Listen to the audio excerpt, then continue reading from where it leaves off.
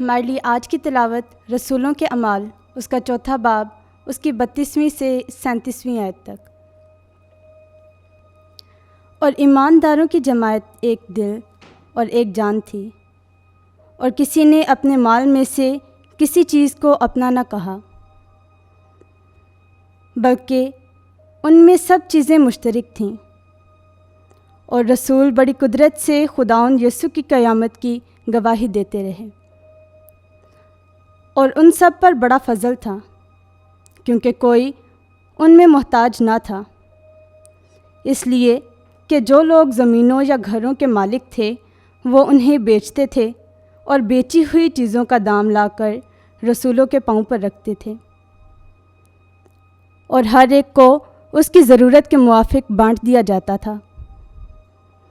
اور یوسف نامی ایک لاوی تھا، جس کا لقب رسولوں نے برناباس مترجم فرزند تسکین، اور جس کی پیدائش قبرس کی تھی، وہ ایک کھیت کا مالک تھا۔